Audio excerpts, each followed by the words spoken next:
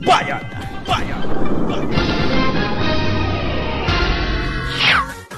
Okay, balik ko tayo dito sa ating mga impormasyon at mga balitaan.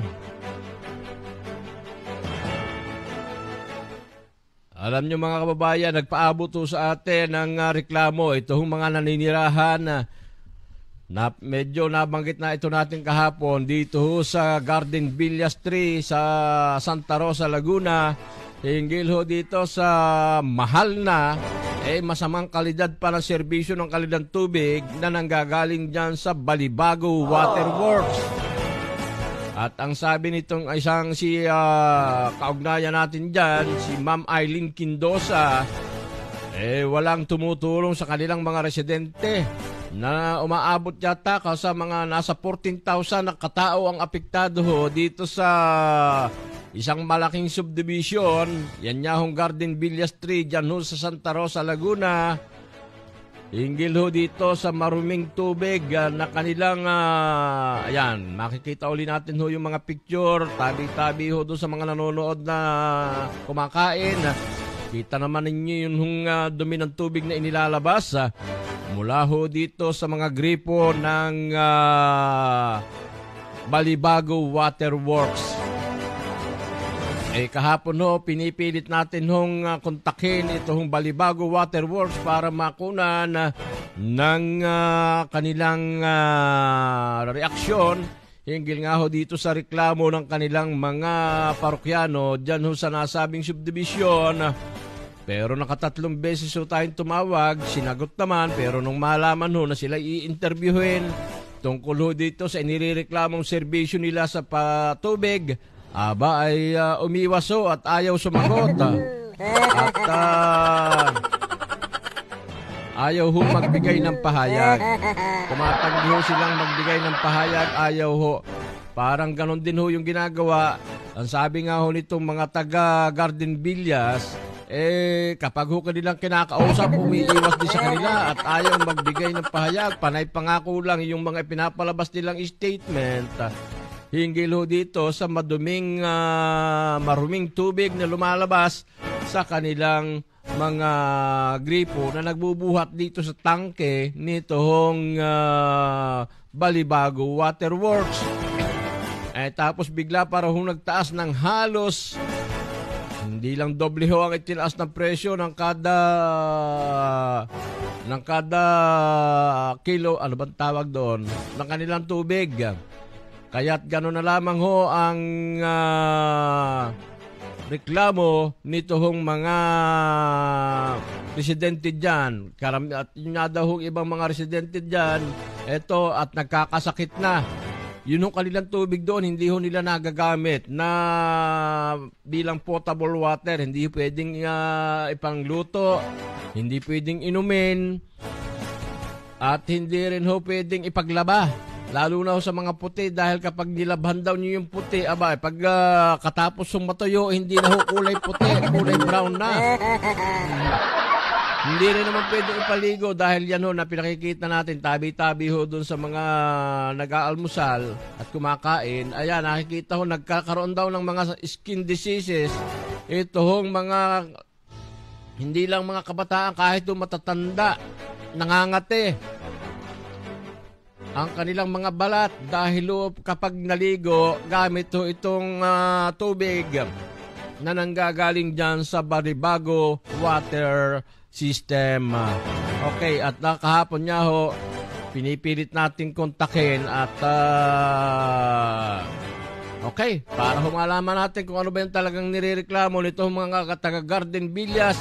Nakausap po natin itong si Sir Jeronimo Pablo, isa ho sa mga opisyal at namumuno yan ho sa sa reklamo laban ho dito sa water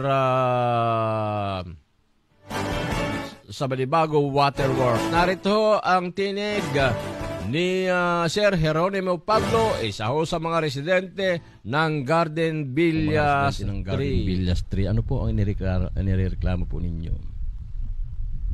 Una-una pong reklamo kasi namin dito yung kalidad po ng tubig .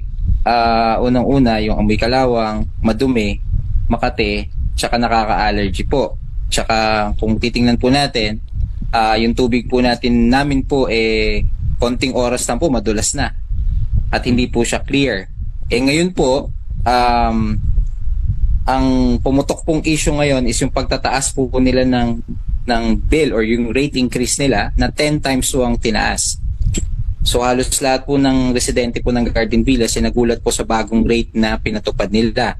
Although meron pong dialogo or pag-uusap ang mga HOA officer po namin sa kanila at hinihingi po ang schedule appointment sa top management nila para po mapetisyon, hindi po mapetisyon, is para po mapag-usapan muna at i-hold po muna ang pagtataas ng singil ng tubig. Hindi po nila pinakinggan yon, hindi po nila binigyan ng pagkakataon na magkaroon po ng dialogo sa top management nila. Sa kabila po nun, nagtaas pa rin po sila ng rate. Nag-start po yung issue ng pagtaas ng rate, nakareceive po ng bill ang mga residente simula po kahapon. Kumbaga, kung ikaw po yung nagbibill ng regular bill mo po on a monthly basis, sabihin po natin 1.5, ngayon po papalo na po ng 3,000 para lang po sa tubig. So tumaas na po ang tubig ninyo, tapos yung kalidad po naman hindi po naman ganun kaganda. Kailan pa po sir nagsimula na pumangit yung kalidad po ng tubig ninyo? Matagal na pong usapin to 2013 pa po, usapin na po ito na may mga nagrereklamo na po sa tubig, sa kalidad ng tubig. Maraming pinangako regarding sa flushing, regarding sa filtration na pagdadagdag nung nakaraang 2013 at papaano nila ayusin. Pero ganun pa rin po ang kalidad ng tubig. Hanggang sa nagkaroon po ng dialogo, reklamo po sa Phase 5, unang-una po yung nahihigop na po ng tubig is buhangin. Tapos amoy kanal po yung tubig, mabaho po talaga. Tapos sa Phase 6, mataas po ang deposito ng magnesium tsaka ng iron. Inamin naman po nila ito during po sa dialogo ng August 5. Pinatawag po kasi sila ng barangay. So pinag-usapan ko na yung mga suliranin reklamo ng mga residente. Ang nangyari po, nagkaroon ulit sila ng pag-uusap. Pinatawag po yung mga nagrereklamo, mga residente ng August 12. Pinag-usapan din po ulit yung mga reklamo at suliranin. Doon nag-present po sila ng action na gagawin nila, na dadagdagan po ng filtration ang tubig para pumasala at masigurado po yung amoy ng tubig. Ang problema, plano pa rin po. Kumbaga pareho rin po ang sinabi nila ng 2013 sa sinabi rin po nila ng August 12, 2023, which is isang dekada na pong lumipas, pareho lang din po ang sinabi nila. Nagkaroon din po ng pag-uusap, kumbaga follow-up meeting po ng August 25 sa Shakey's Binyan, pero ang kausap po doon is mga HOA officer na lang po. Okay po. Hindi po nasama ang mga residente, hindi po namin alam kung ano po napag-usapan, pero ang balita po, nabanggit po nila, doon po nila nabanggit ang rate increase. Na kung pwede pong kausapin ng top management po ng Balibago Water Works para po pag-usapan at kung pwede, since may pag-uusap regarding sa suliranin at reklamo sa tubig, i-hold po muna ang rate increase. Pero hindi po nila pinakinggan at hindi po nila pinansin yung request at itinuloy pa rin po nila yung pagtataas po ng singil ng tubig. Magandang gising, bayan! Bayan!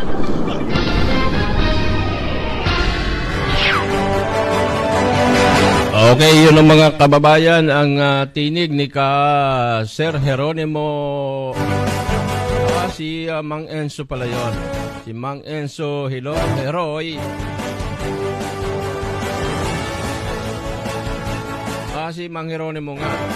Dalawa kasi yung ating nakapanayam dito, si Mang Enzo at itong si Mang Jeronimo Pablo.